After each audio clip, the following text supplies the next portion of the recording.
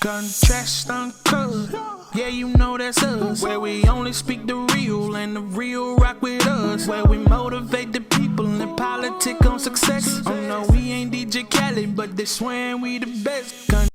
What's happening? It's Contrast Uncut. It's season 5, episode 26. I want to give a huge shout out to Uncle Snoop's Army and Bobby D Presents. I appreciate you, brothers. It's your host, Xylo. And today, ladies and gentlemen, we have an incredibly dope and legendary special guest. He's from one of the 5 boroughs in New York. I'm talking Brooklyn, New York to be exact. He's a world-renowned and celebrated jeweler and CEO of Saucey Farm and Extracts. Follow the drip. This brother was known as the man behind the Rockefeller chains and paper plane chains for Roc Nation, and as the go-to jeweler for Jay-Z, Kevin Hart, Rihanna, and many more. And as Hot New Hip Hop put it, he is the most iconic celebrity jeweler in the game. He has got himself into the cannabis industry and has hit the scene heavy. I remember the first time I heard about Saucey, and this was at the 2019 BET Awards after party with Roc Nation and DJ Khaled. We was in Hollywood at the rooftop. They had a lady with a tray, and she was by Meek Mill's Cabana, and she was passing out them Saucey extracts and with the batteries. And I got me a few. I ain't even gonna cap. And I went ahead and fell in love with the product. And since then, I've been following the brand. And I need to also congratulate you on your power moves that you put in work over the past couple of months, well, really the past couple of years, 2019. But I'm talking about the deal you did with Jay-Z and the parent company. And if you don't know who I got on the show by now, it's all good. We get all episode to chop it up with the man behind the Saucey drip, the perennial powerhouse hustler himself, Alex Todd, everybody. How you doing, G? What's up, man? That was a pretty hyped up intro, man. I appreciate you. All love, bro. All love, man. No, you done put in the work, bro. We trying, just trying to put one foot in front of the other every day. Trying to get there, man. You know what I'm saying? Absolutely. Alex, I gotta tell you from the jump, time's the most finite thing we have on this earth. I gotta tell you how much I appreciate you fucking with me, fucking with the viewers. Thank you. Of course, man. I appreciate it, man. Give you guys, whatever I could give you guys as much as I could, man. Appreciate you. So, Alex, what's the normal 24 hours for you? Normal 24 hours, honestly. We start the day early. We're in Cali right now. We start the day early, probably like, 6 a.m. I'm up already because East Coast time. I got people hitting my phone already from like 6 a.m. So I'm head to the office. My kids come over, come say what's up because of Corona. Well, look right as of right now, as you can see.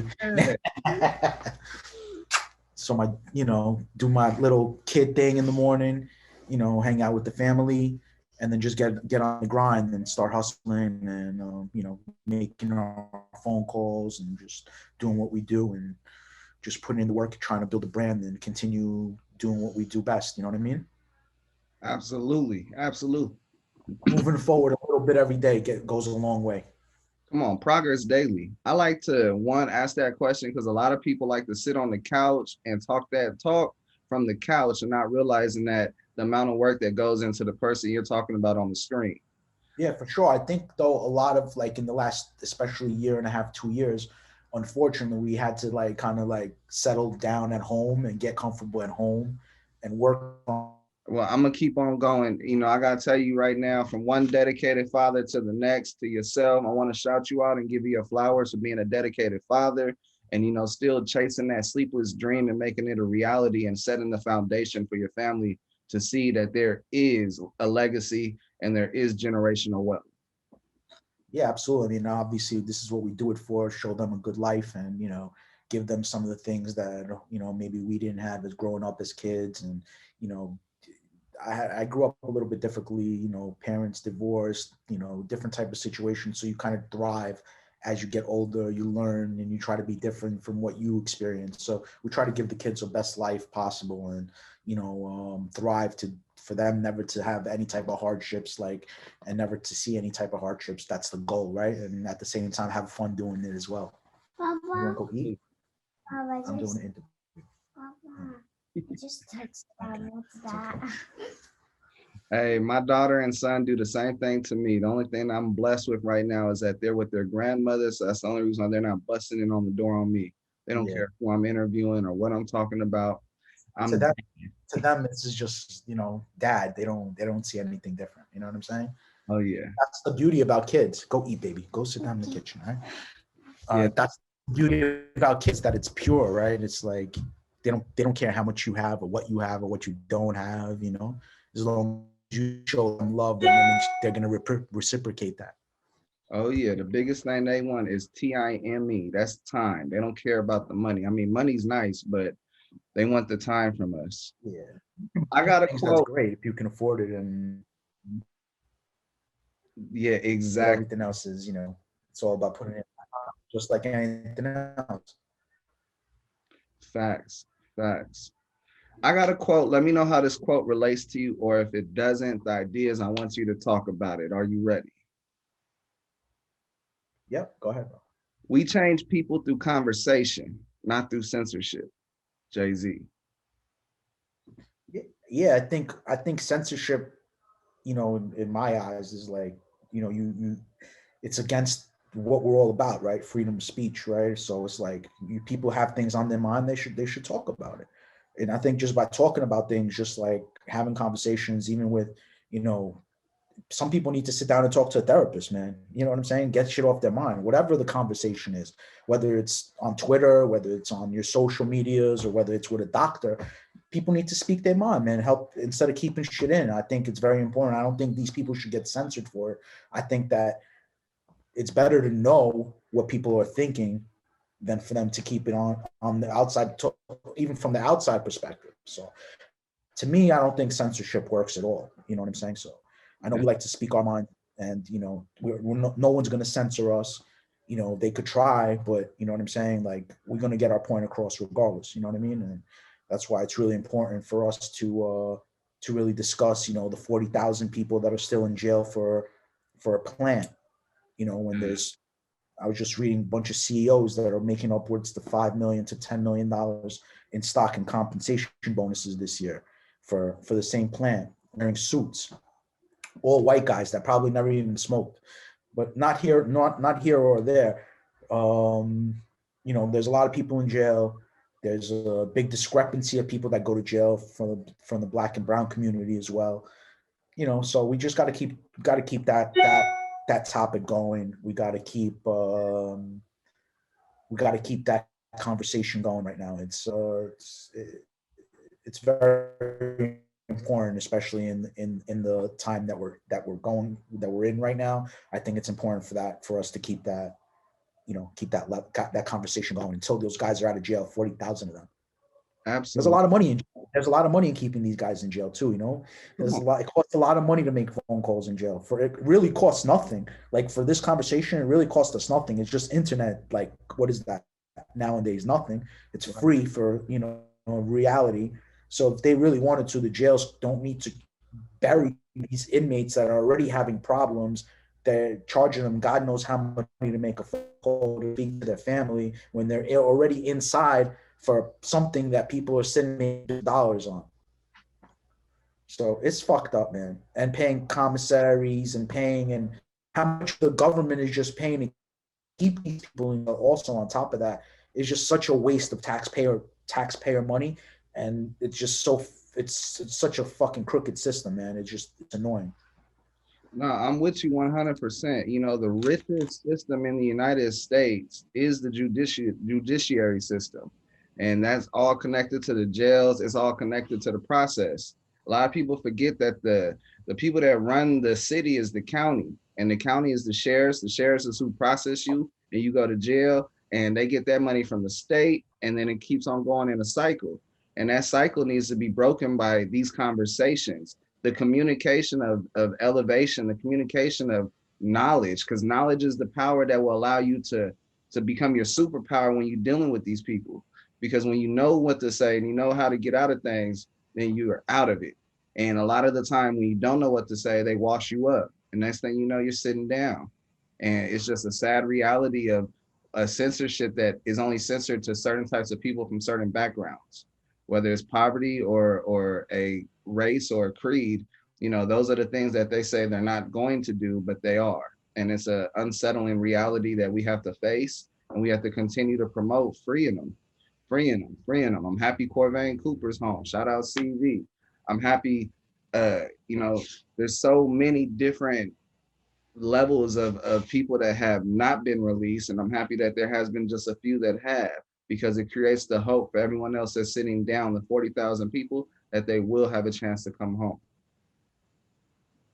Absolutely. You mentioned CV. Shout out to CV. You know, and what he's doing, he got out and he's continuing to push that, push that, you know, push that envelope and continue to help these people and speak for them and be a face of these people that are in jail. That, you know, hopefully there's some hope for them, like you said, and we can keep pushing that narrative and keep, you know, trying to keep it in the face of all these legislators, and hopefully one day that, you know, we'll see these guys come home. You know. Amen. Amen. Absolutely. I don't want to take the light off of that, but I also do want to put some more light to you since I have you on the show. And I want to know, you know, talking about being an entrepreneur, did the game choose you or did you choose the game? Nah, bro. I was just from birth, I guess, since a kid. You know, I seen like my family hustling. You know, always doing shit, fucking figuring it out, turning. You know, they were in the they were in the clothing business, hustling clothing when they first came to America. And then my mom was a school teacher at first, and then she got into the clothing thing for a long time, and then she transitioned to jewelry, and it was just like seeing her do that, and just like my brother always hustling from like selling tickets to eventually coming to Wall Street, and just like, you know, that natural progression is just like I always wanted to get out of school as fast as possible and get to work. That was just my main thing. I just wanted to work. I wanted to always, you know, be able to. It was just really important for me to like to be able to earn, and I think that from a just was instilled from me from a young age, and I just was the same way. Like I got into my first job was selling sneakers. You know, why sneakers? I love sneakers. You know, so it's just something that I loved to do as a kid. I loved sneakers, so I went and sold sneakers. That job didn't last very long because I realized I can't make much money selling sneakers. Not like today where you got sneakers selling for, you know, 20, 15, $100,000 and shit like that. But back then, you know, you can't make money selling. You were a sneaker guy, you know, selling in a regular store, was making minimum wage. I realized that wasn't for me, you know, and then I dropped out of school, ended up going to work with my brother on Wall Street from a young age. I'm talking about like 15 years old, and just learning the hustle, the game. And just like after that, went into numerous different business ventures, just a serial entrepreneur, man. I gotta know, bruh. So when you were at the stock exchange and, you know, doing your thing at 15, is that when you dropped out of high school? Yeah, I dropped out of high school. I went like at 15. I dropped out in 10th grade. So I was like 15 years old, you know, and I was started to work on Wall Street as a cold caller, just getting leads for my brother and for other people, you know, just learning the industry and learning how to speak to people, and just like just learning, you know, just learning game, you know, at an early age, you know. And I think that from an early age just instilled a lot of hustle into me, seeing these guys all at like in their young 20s, all making, you know, tons and tons of money, like hundreds of thousands of dollars, you know, a month potentially, you know. And it was really all up to the way you worked. You know, the harder you work, the more money you could make, you know, in that industry. It was just, you know, obviously there was a lot of people that were very talented, but at the same time, it was all about your grind. And you realize that it's not really the most talented person, it's the person that grinds the hardest. And really that's just the way life taught me, that in general, that if you're going to grind, you're going to get there. You know what I mean? Eventually you're going to get there. It doesn't come to people. Some people are naturally gifted, naturally lucky, naturally talented. That happens, but you can't expect to be in that boat. But if you do grind, no matter what, you'll get there. That's definitely, no matter what, you're going to end up getting to where you need to be, whether it's 1 foot at a time or a meter at a time or an inch at a time. Eventually you're going to get to where you're going to go. That's why you walk. If you keep putting 1 foot in front of the other, eventually you're going to get to your destination, no matter how far your destination is. You know, I love that analogy because a lot of people make U-turns when they get so excited about announcing they're going to go somewhere, announcing they're going to start something. But so many people forget to put that 1 foot after another, and they make a U-turn. And then we're all wondering, how come you didn't arrive? And it's all because of a U-turn. Sometimes you're supposed to go through that storm. Sometimes you're supposed to. Yeah, you said it. You gave me a Jay-Z quote, and I think that, you know, like he says, the smartest thing that he did was that he never gave up. You know what I'm saying? Like, it's simple. Don't overthink it. You know what I'm saying? Don't overthink it. Just don't give up. Keep going. You're gonna get there eventually. If you this is something that you really, really want and it's in your heart and you desire it, just keep going for it, bro. Just get there. Don't be discouraged, because if you'll eventually get there. Just keep working at it, but work hard at it. Yes, yes. Put the work in the gym, put the work in the arena. Don't matter if anyone's watching, you put the work in, because when they do start watching, you're already seasoned vet. You know, I gotta ask, brother, you mentioned earlier that your mother came to the States. You know, at what age were you when your mom came to the States, and where are you originally from? Now, I was born here in America. My parents came here like in 1973, 72 or 73. My parents came here from Russia, Okay. which was at that time, the USSR. They came from Leningrad, my mom, and Odessa, which is Ukraine now. So my brother was born in Leningrad. He came to America when he was 2 years old, which is St. Petersburg now. It's called St. Petersburg. But yeah, Russia. I was born in America in '79, so they were here 7 years before I was born. Bro, it's so phenomenal that you're in the hip hop game. For anyone that doesn't know, hip hop rap music is censored like a motherfucker in Russia. It's damn near you'll go to jail for that shit. And it's a blessing that you are removed from not only that environment in the 70s, because we all know with the Cold War, with how crazy just society was in Russia, to coming out here and making a name for yourself. And then it just puts a testimony to the hustle that you guys have. Like, there's Yeah, so much that Russia is known for that we just sleep over because it's a different. my bad. Yeah, so like I was saying, like you were saying, the reason we left Russia, my parents left Russia, is because of the censorship and because of the way Jews were treated, and we were second class citizens over there, and so obviously discriminated upon, and they weren't very friendly with Jewish people, and our parents escaped from that, and you know eventually ended up going back. My mom ended up going back and working there and being very successful there. But eventually we left there because of the communism and because of the prejudice, or the prejudice there. So we were basically thrown out of there essentially because they just don't like Jewish people. And our parents came here just to find a better life for us, and they came here with they left Russia with $200 in their pocket, and I think they spent like 150 their first night out in Italy in a strip club. They live. So they had to figure it out also. So it was all about grinding. My mom, my dad, they both, I can't say nothing. They came here and they grinded their ass off. My dad started when he came here, didn't speak a word. My mom, they really didn't speak a word of English. My mom ended up learning the language, becoming a school teacher. My father went, painted, did whatever he had to do to make ends meet, for them to survive.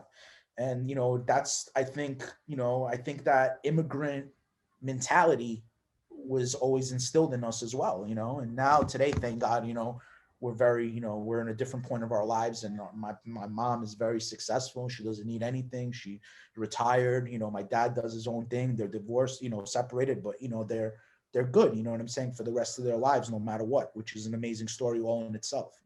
Absolutely, because you continue the legacy, and then you have another generation of legacy that's going to take off. And oh, your kids don't even know how much work that it's already been done for them throughout history. And that is a phenomenal story.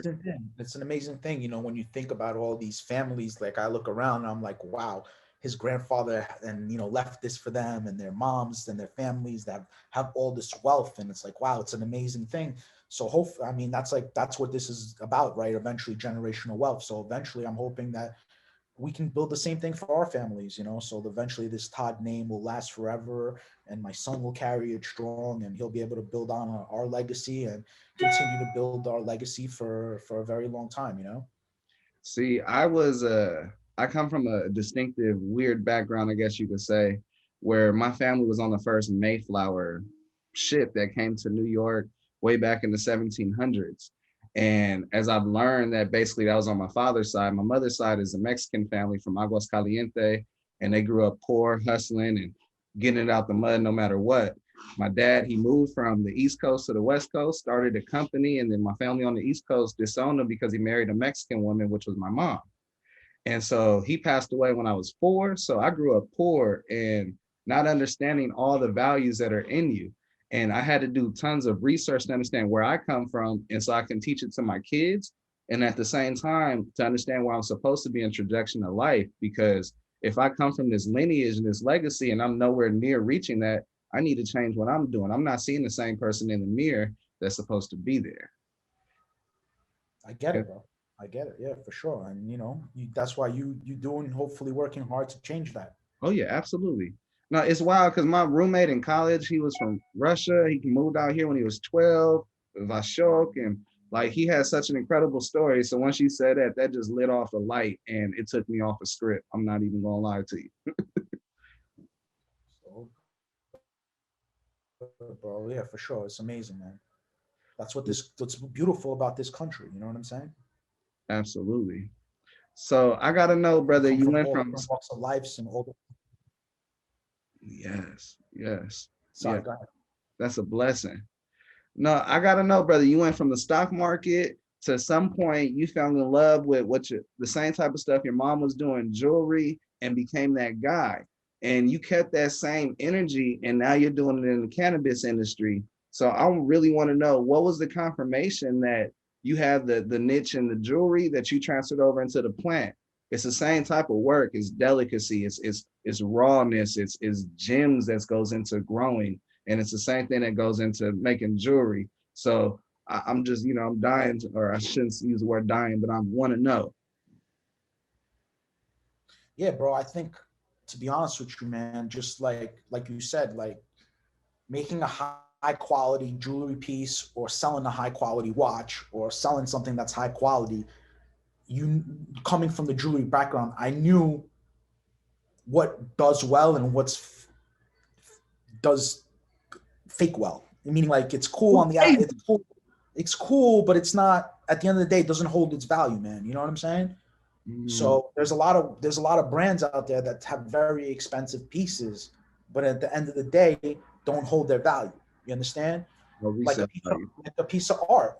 There's artists that sustain a certain price, and there's artists that are cheaper and might sell a lot more, or volume based. And there's all different strategies. And for me, I just wanted to come into the market and really try to bring a really high end quality product, no matter what. Always make sure that our products are A1, that we have try to have the best product on the shelf out there, try to stay with the times as much as we can, and just really be consistent with what we put out, and just build that brand and build that audience build that connection and build that, brotherhood, because all of our customers, we develop a relationship with them. To us, it's more than just selling them something. We want people to, when they buy Saucey, to feel like they're part of something, be part of something, like they're Saucey, they're cool, they're part of us. You know what I'm saying? We're on the same wavelength. You know what I mean?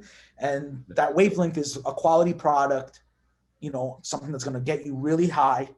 And and depending on what your needs are, and depending on what style we have a product for almost everyone, and it's important, whether you're a vegan or whether you're non-smoker and you want to drink something, we have a product for you, and we try to develop it the best you can. If you want to vape, we can have a vape for you. We have basically every product, and we have basically all the necessary SKUs in today's marketplace that we feel can make a difference, So we're just putting out good products that I smoke, that I'm behind. I wouldn't put anything out there that I wouldn't personally want to smoke myself. And I've been a long time connoisseur of this plant since the age of 15.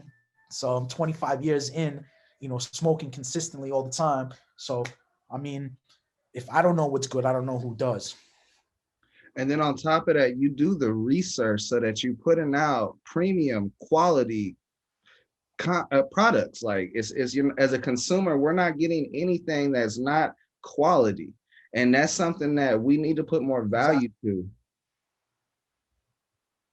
Exactly. I mean, to me, we're not focused on, so much of making money at this point as much as building our brand and building our awareness and just putting out a quality product, even if it costs us a little bit more. There's products that we might grow that might not make our finished product goods. They might only make our pre-rolls. And honestly speaking, not because it's a bad product, it just doesn't have the saucy finish. And like even our pre-rolls, a lot of people use shake. A lot of people use what's left over for pre-rolls. We only use buds for our pre-rolls. We're not putting shake in our pre-rolls, even though we're grinding it up, and we're turning it into shake, pretty much powder, and not powder, but grinded material. We're still not putting shake in there. We're putting actual flour, and yeah, we charge a little bit more because you're getting a quality product. We're not selling shit. We're not packaging shit and making it look good on the outside. Our product is good on the outside and all the way through, all the way to the end, to the high. And that's very important for us. Oh yeah, no, I There's love no suits in our company. We all started this stuff with ourselves, our friends.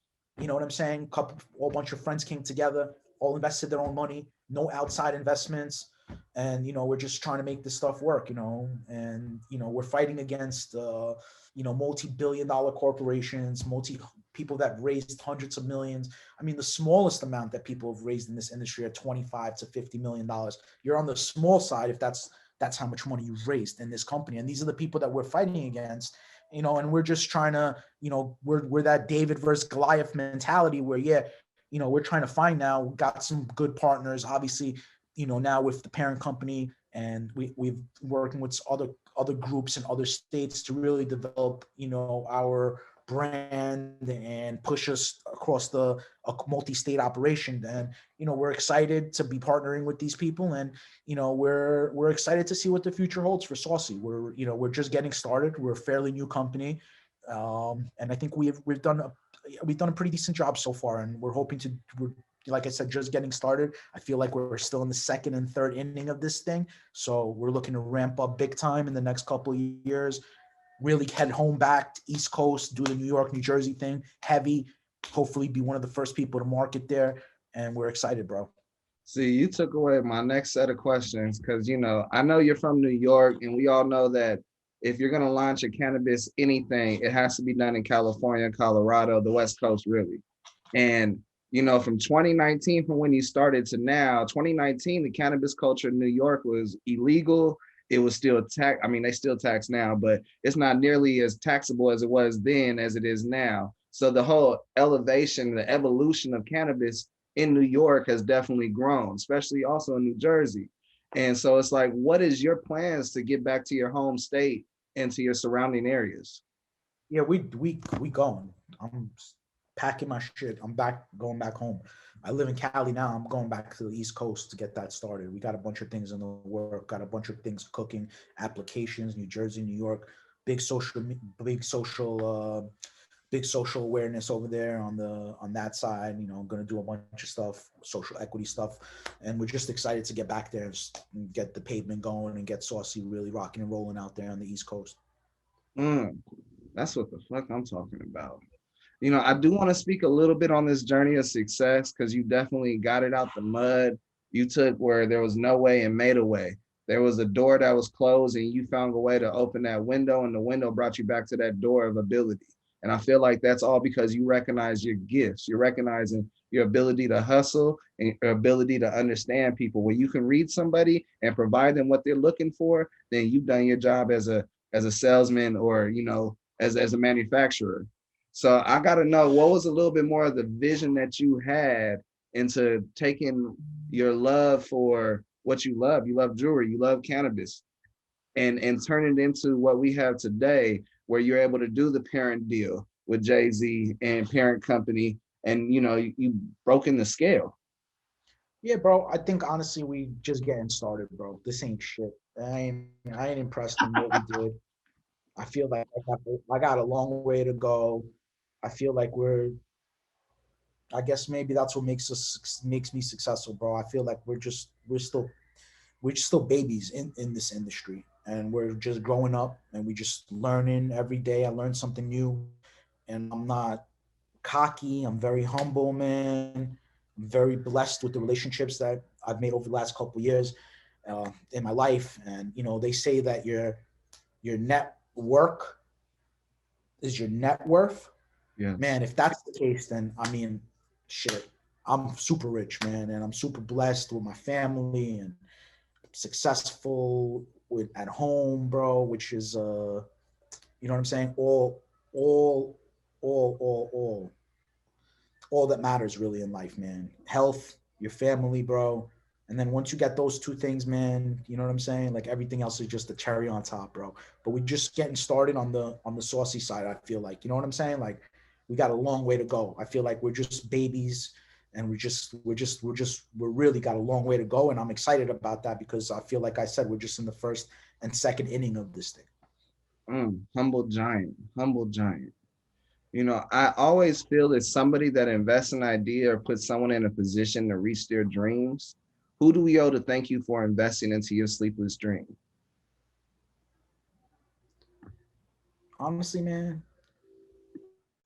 we we fucking bet on ourselves, bro. And people there that's giving us shit besides for some family and friends, you know what I'm saying? Like that we put our money together or whatever it is. We bet on ourselves, bro. We haven't got a dollar from any type of investors, you know what I mean?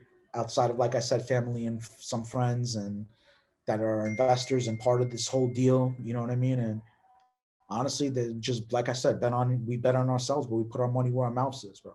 We do whatever we had to do to come up with this money to invest in and to go forward with it. We had some successes prior in life, and we're just putting our money where our mouth is, bro, and betting on ourselves. That's why I feel like we got a long way to go. Mm, mm. See, so many people think they get a little success and they've done it all. They need to go ahead and look at your history because the success you've seen, you put it on a scale and the scale says, oh, it says 0.01. I'm trying to go till I get to a pound. And that's, so much more. There's still another 443 grams that you got to get before you reach that pound. So it's like, okay, I see you. I'm around people that got billions of dollars, man. Like people got houses for 80 million that they're buying in the Hamptons, bro. You know what I'm saying? Like parties that are getting thrown in $80 million houses. Like the goal is no longer, the goals, they get bigger, you know what I'm saying? By your surroundings, you know what I'm saying? Because you see that it's actually happening to people that This ain't like, oh, I heard of one guy that happened. No, these are places that you see your friends are going to and that these things are achievable in life. So it's like, you see this, why can't it be you? It could. It just, you got to make it happen. Every day you go out there and you try to make it happen. That's why for me, I feel like I'm right here. When I got the plane and I got the chopper taking me to the house and the other house with the other plane and my business is fucking rocking every month and you know what I'm saying? Then I could sit here and be like, yo, I made it, bro. Successfully, my business has really made it. Right now, we're just trying to get there, bro. Humbly, and it's the facts. You know what I mean? Like we're not there yet. One day, that's our goal. That's our, we want to be one day $1 billion company here. Multi-billion dollar company. That's our goal. We're not looking for 100 million or 200 million. It's cool. Don't get me wrong. I'm not trying to shit on that. That's a lot of money, a lot more money than I've ever thought that I would ever have in my entire life. But my goals have gotten bigger as I've gotten older. And and the reason being for that is because I've seen people around me that have obtained it and they're not any smarter or stupider than I am. It's just about their hustle and who they know to be able to put themselves in the right situation at the right time, at the right place. So we're just hoping that eventually we will put ourselves in the right place, in the right circle, at the right time, with the right situation, and be able to be just like them. And then I'll really be able to sit back with you and be like, hopefully in the next 5-10 years and be like, yo, remember that conversation we had 10 years ago? Now I'm at that space that you were telling me I was at. I wasn't there at that time, but hopefully 10 years from now, we're going to have a conversation again and you're going to be in the space that you want to be at. And I'm going to hopefully be in that space that we're discussing today. Amen. Manifestation at its finest. What has been your most rewarding moment in the game so far? Honestly, man, just in terms of jewelry, the one things I pride myself on is that everyone that's bought in pieces of watches and jewelry from me have made a lot of money. The watch market has been tremendously up since I've got out of it. So I know that a lot of these connections and a lot of these people, they trust me because they know that I've put them into good situations in the past. And in terms of the cannabis space, man, like I said, we're just trying to build our name, bro. We're trying to get there. We're trying to just build a reputation, just like I built for myself in the jewelry space. I want to try to build the same type of reputation for Saucey as being a top-notch quality product. And sometimes, listen, bro, people, this is a plant, man. This is a finicky plant. It's not like producing diamonds where I know it's a VS diamond. It's the quality on it is XYZ, whatever the characteristics don't change. It is what it is. You can get a better setter or a worse setter. Yeah, of course. You can, these little things, you can make a major difference. But in cannabis, it's such a finicky thing that there's times like when we have a production facility, in one of our states, for example, and this production facility is doing 300 to 600 pounds a month of product. You understand? It's very difficult to always maintain the best quality. You understand? So it's one of those products where even as much time, effort, technology, and it's still a plant. And sometimes things go wrong. There's a lot of moving parts on the drying side, the curing side. And, it doesn't always come out exactly. Like when you buy a Range Rover, you're going to buy a Range Rover in New Jersey the same way that same Range Rover is going to be in New York, in New Jersey, or any other state. It's not like that. Or even with a Big Mac, when you buy a Big Mac, in New Jersey, it's probably going to taste the same as you buy a Big Mac in California. You know what I'm saying? In cannabis, it's not like that because every single, there's always so many different environments and changing situations. So until we get to a point where, every single harvest is exactly what it's supposed to be, this is always going to be an evolutionary changing type of business. And we just want to try to stay in the forefront, try to stay connected with what the people want, what the consumers want, what they don't want, and really just continue that trend, and try to do the best that we can to try to feed people what they want. And at the same time, be cool doing it. Come on. This is the industry you the coolest when you doing it. Hey, as you know, the show is powered by Uncle Snoop's Army and Snoop Dogg. I like to ask every guest, what's your favorite Snoop Dogg memory, whether it's in person or his music, something that happened that involves Snoop Dogg? Honestly, Snoop's like one of the only people that I don't have a real relationship with. I never really met him too many times, just at like some maybe events and stuff like that. So in terms of Snoop, I think I was at a Jay concert one time. I had the box in Anaheim right next to him, and I was smoking our stuff, and he was smoking his thing. And I think just like, I passed him some of my stuff, and we had shot the shit a little bit, but that was pretty much. He didn't even want to smoke my shit. He probably thought my shit was whack or something. But I don't really have much of a history with Snoop. You know what I'm saying? But I love his music. I think he's one of the greatest artists of our time in terms of hip hop, and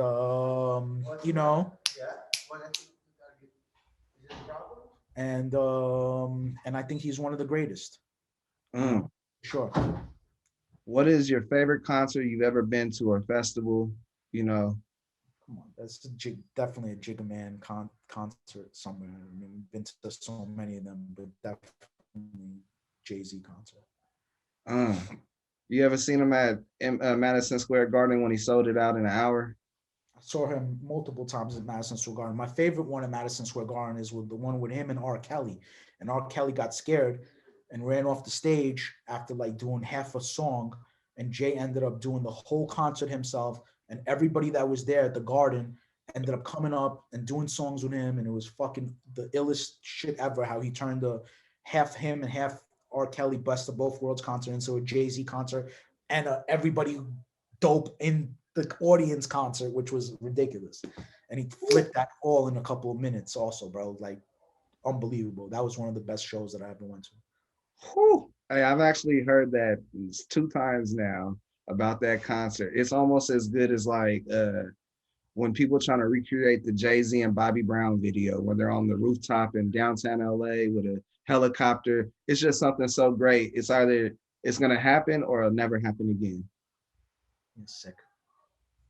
Hey, Alex, brother, you have made it through my show. And before we close out, the floor is yours. Let them know where they can find you, where they can find Saucey.